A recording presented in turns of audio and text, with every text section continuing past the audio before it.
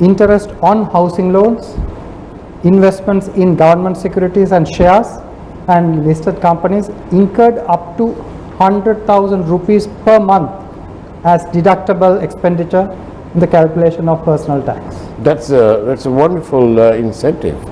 This is obviously for the middle income people who are depending on something with this challenging period.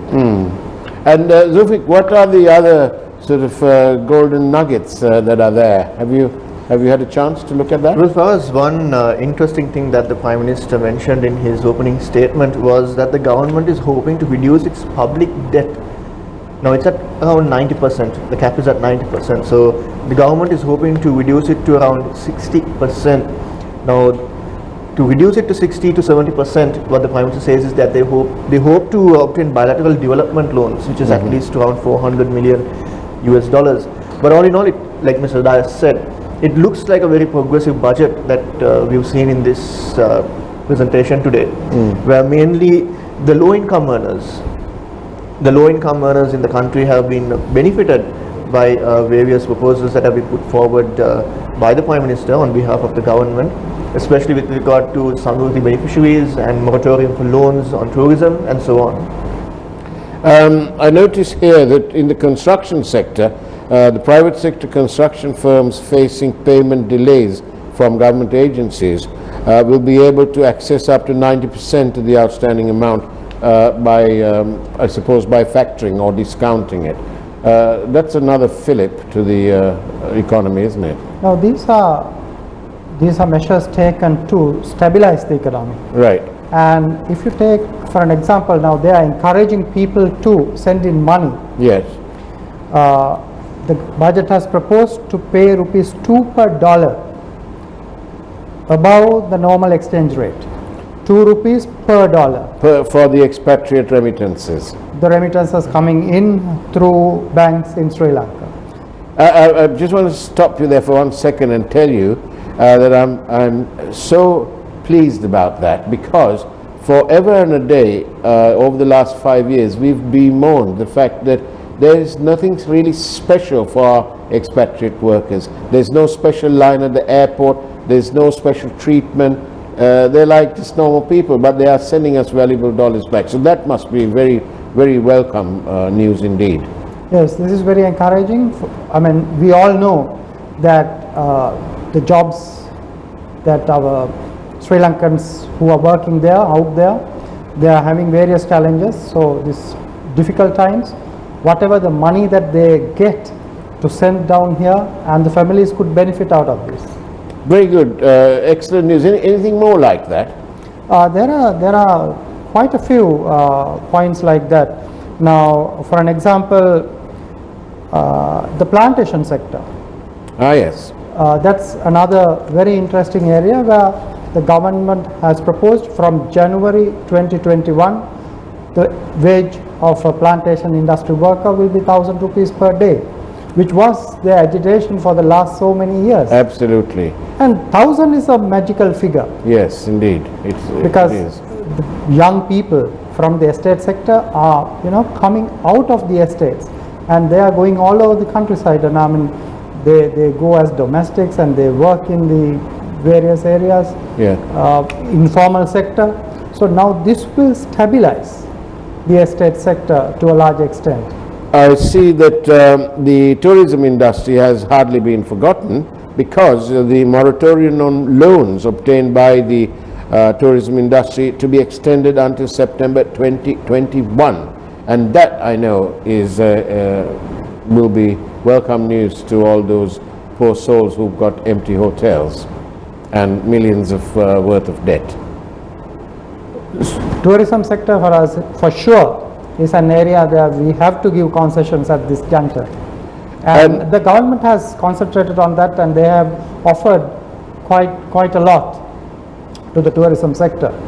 And the environment, Zulfick, I noticed that the government have also paid attention to the environment, in the sense that single-use plastic to be banned from 2021. Do you think that's a bit ambitious, Mr. Dias, or is that something that we really need? for us, when you look at this single-use plastics, this is the international trend. Now the countries have to obey with the international standards, the protocols, the agreements, that we have to look at the world trend.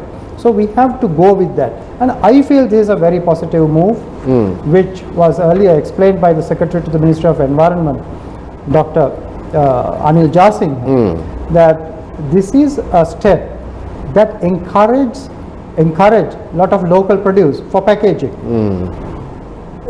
These single-use plastic, these sachets for shampoo to margarine to so these things pollute the environment and especially our marine environment. I'm so glad and encouraged by the far-sightedness of this budget, honestly, and the benefits to state sector employees, special loan facilities to invest in solar power, and housing loans maximum of 7% an annum.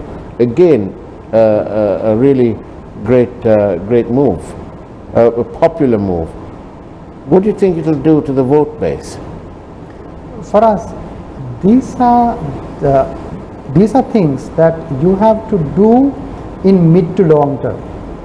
Now, when you look at this budget, it has this aspect, short term and mid to long term impact. So this is one area that they have taken initiation for the mid to long term impact. And Zulfick, there was some mention of housing, 50,000 units for low and middle income housing. Have they given us a value, or have they just told us that it's about 50,000 units? Well, they've told it's around 50,000 units, and there are going to be benefits, especially for the low income generating families, because these projects are mainly targeting those families.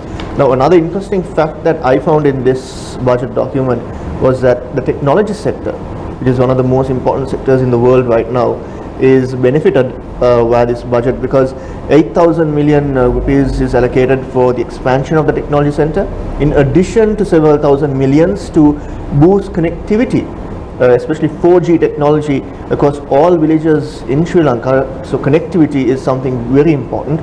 Further, there are technology parks that the government is proposing in 5 different areas. That's Galle, Kirunagala, Anuradhapura, Kandy and Batiklo, where another 10 billion rupees, 10 billion is going to be allocated for that as well. So like Mr. Das said, it's a progressive budget, especially when you look at the technology sector as well, because we need to go forward with technology. And Mr. Das, what about the importation of vehicles? Is there any mention of that? Of course, yes. What the budget has done is, the government is encouraging assembling here and then importation of spare parts. That is encouraged. But the government, the policy is reduce the imports, and then they are encouraging people to use it for a longer. Yeah, so you can bring the parts in, but you can't actually bring a vehicle in. Exactly. That's what they are proposing. And then there's another very interesting area for us. Now, we started so-called privatization of the big plantation sector. Indeed. In 40 years ago, 1992. Yeah. Now it's long overdue that we relook at it and revisit it. Yeah. To understand the sector, and if there are changes needed, to fix them. So this budget is proposing that. They say that the plantation companies who are running the regional plantations. Plantations, exactly. Yeah, that's the word. The regional plantations. They have to come up with new plans, especially in the tea sector. The tea production has grown, but the big plantations produce only 25% of Sri Lanka's tea produce. The rest is produced by the tea smallholders. Now, if the tea smallholders are doing that well, why can't the big players contribute more than that? So they are saying, come up with fresh plans. If not, we have to look at people who can do better manage and go for better yields. And I also noticed that it says that local agriculture inputs and products to be promoted, eliminating the need for agricultural imports. This agriculture produce, for us, there's another element to that. Now, however much we produce, there must be a good road network and a transportation network Yes. to ensure that they are delivered at correct point. Maybe to the harbour, maybe to the airport, maybe to the consumer. Yeah. So the government is doubling it up with the expressway project. Ruwanpura Expressway, that is Colombo Ratnapura Expressway. Yeah. The first phase to be, Ratnapura Highway is expected to complete by 2024, the first phase of it. So finally, they might be actually getting some good use to all these roads that lots of people have been complaining about, saying that they're empty roads. But we can now see the benefits of having these roads now, or so it is proposed. We are spending quite a lot of money. We are investing quite a lot of money on our road network. Now we have to ensure that we get benefit out of it.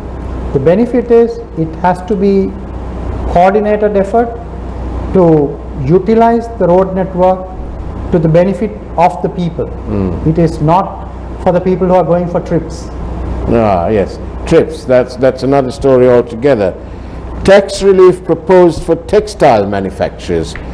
Gem businesses to be granted a 3-year tax relief period.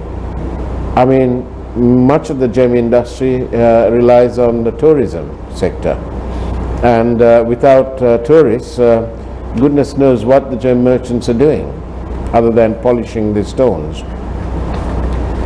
Exactly. So you have to look at the bigger picture. Yes. And can you remember, Faraz, when Gotabaya Rajapaksa government came into, after winning the general election, they appointed certain ministries with detailed Yes, very detailed. title. Yes. And now this time around, they have looked at them and allocated fair amount of money. For an example, they have stopped importing batik material to Sri Lanka. So, that's how They've gone down to the finer points. Finer points, yes. On that note, we'll take a short break for an important message, and we'll be back with Mr. Asoka and Zulfick Farzan discussing everything that's on your mind about the budget.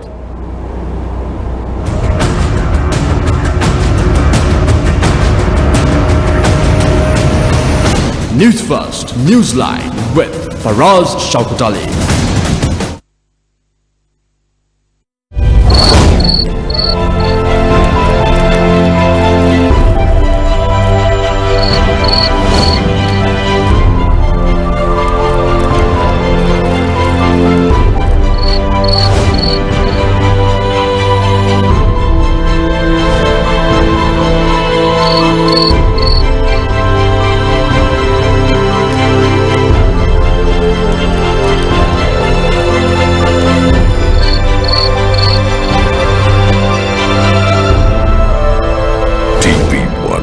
රැස්වීදෙන ජීවිතේ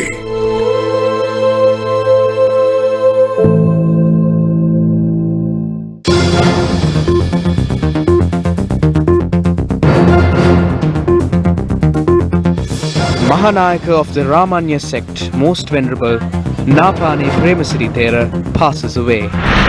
2021 appropriation bill presented in Parliament.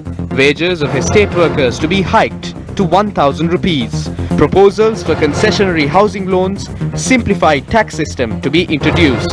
Retirement age of private sector employees to be increased to 60 years. Foreigners to be allowed to purchase super luxury condominiums in Sri Lanka under several concessions from 2021.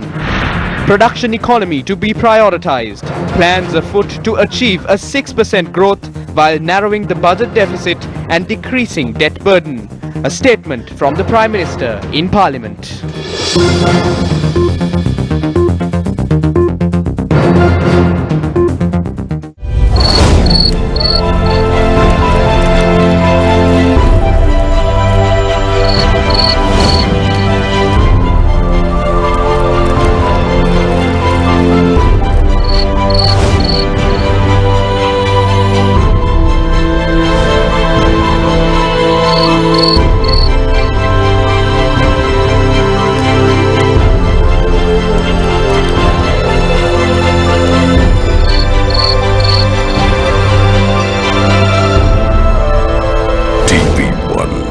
රැස්විහිදෙන ජීවිතේ.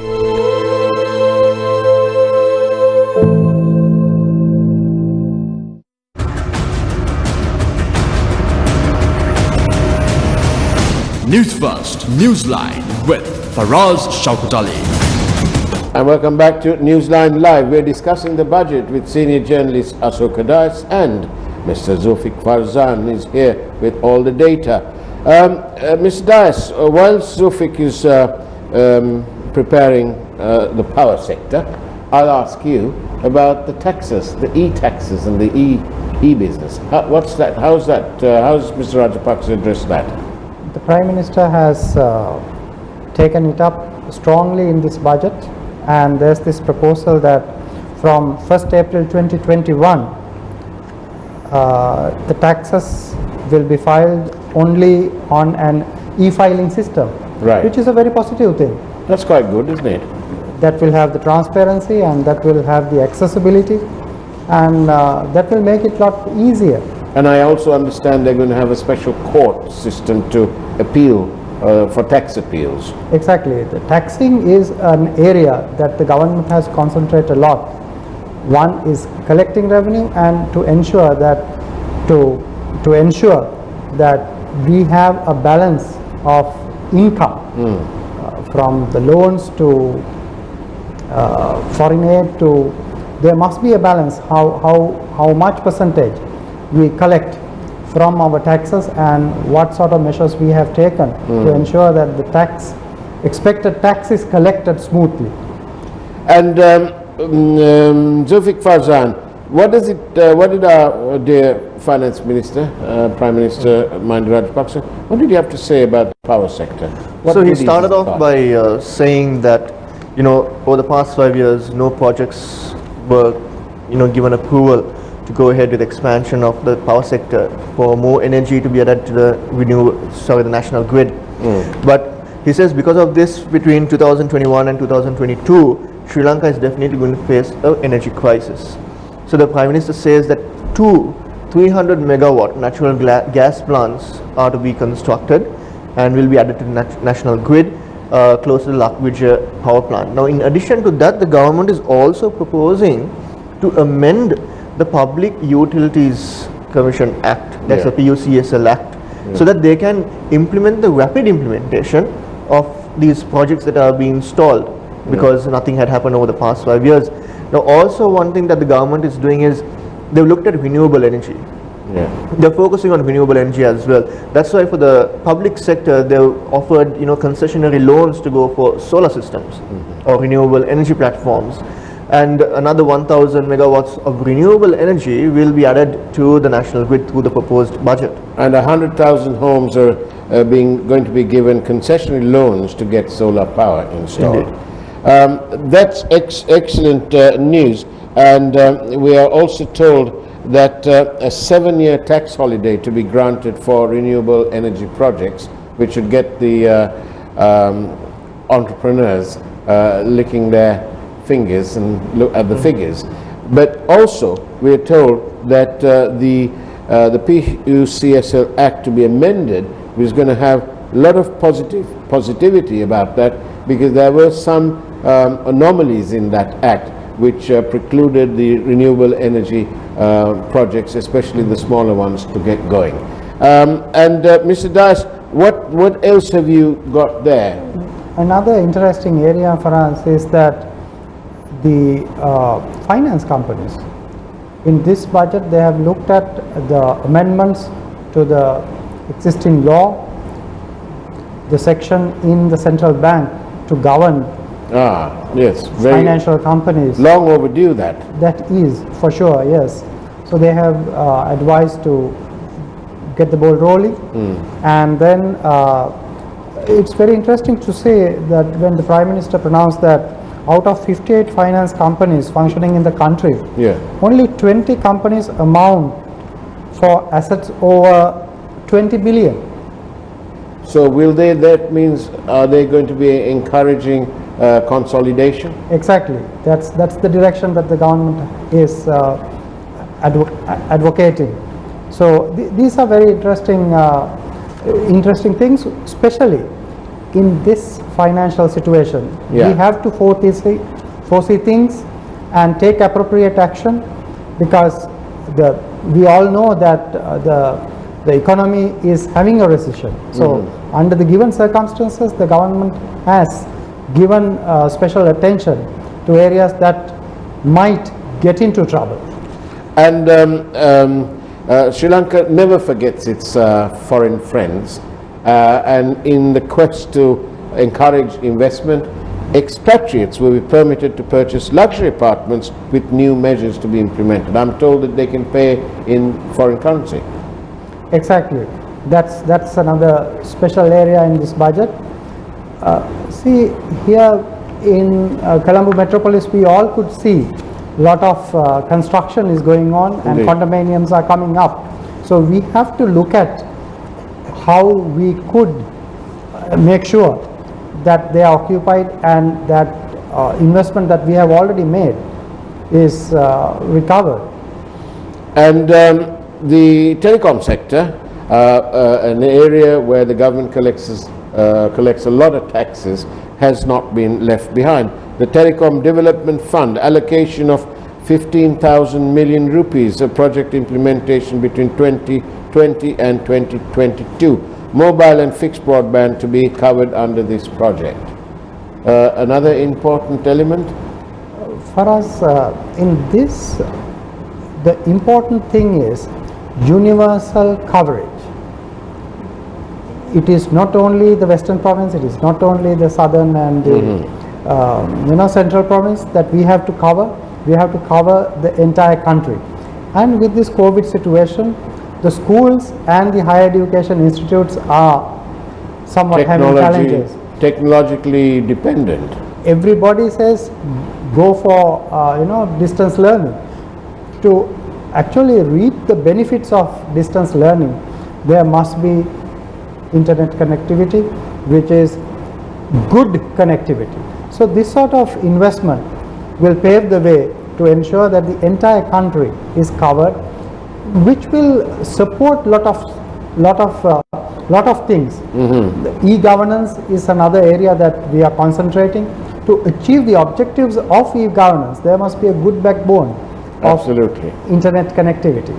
So a lot of thought has gone into this budget, clearly.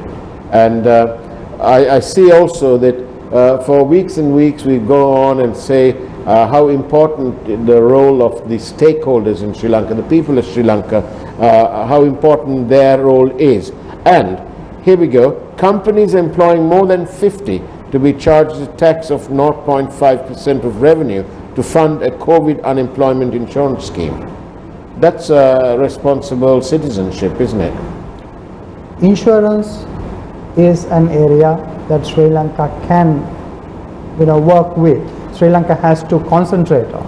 So there's initiation to that, and during the COVID period, the initial period, everybody was thinking, don't we have insurance schemes covering this? Now the government has taken good steps to touch that area. And final question, considering that we're living with CV19 and so on, pharma manufacturing, a special investment zone to be introduced to entice local and foreign investment in the pharmaceutical sector. Good move? This is an area that we should have invested. Sri Lanka has the knowledge. I mean, Sri Lanka is a country with lot of experts and quality manpower and knowledge. We are investing, and from this budget again, 10 universities in the cities, 10 new universities, state universities will be built, and the number of intake to our popular courses in the state universities, medicine, engineering, law, are increased. The intake is increased. So if these professionals are getting out of the university system, the higher education system, we have to think that we need to go for sophisticated production. That is the area that we should look at. I'm happy that the government is looking at pharmaceutical manufacturing. Excellent. Asoka and Zulfick Farzan, thank you very much. It's time now for nearly the primetime news at 9 o'clock, and we must finish slightly early today because you can follow Mr. Asoka and Zulfick Farzan along with the primetime news at 9 o'clock on TV1. Thank you for watching. Have a wonderful evening ahead of you, and as always, God bless you.